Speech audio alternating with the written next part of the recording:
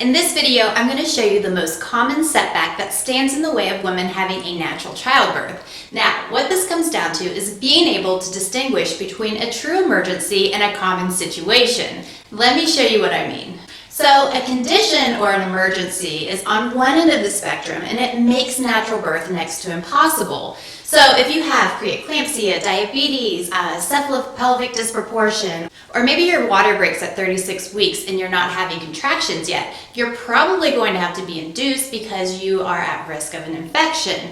Or maybe your baby is breached. These are all conditions that are an emergency or a potential emergency that could put you or your baby at risk.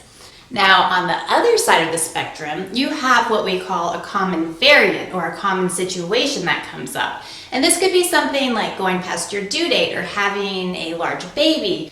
And a common variant is a situation that you can overcome and still have a natural birth.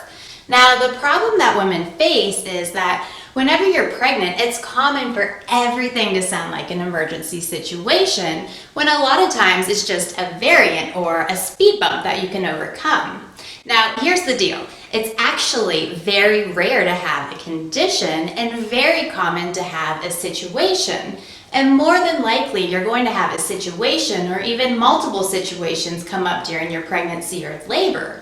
And if these are not addressed, they typically transform childbirth from a natural event into a medical procedure.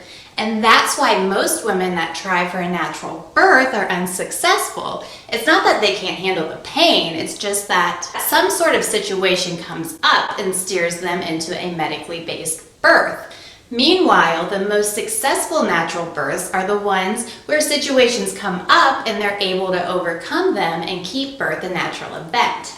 So again, the good news is conditions are rare while situations are very common. And if you know this, then one of the major ways to prepare for labor is to be able to distinguish between the two and stay on a path for an unmedicated, non-traumatic natural birth that leads to a fast recovery, a healthy mom, and a healthy baby. Now, if you got some good information from this video, I'm actually hosting a webinar where I'm going to go into more detail on this subject. I'm going to show examples of how to distinguish between a true emergency and a common situation. I'm also going to show how to overcome the most common situations, and I'm going to share 2 other common obstacles that stand in the way of birthing naturally. So be sure to click the link below to register for my upcoming webinar. Hope to see you there.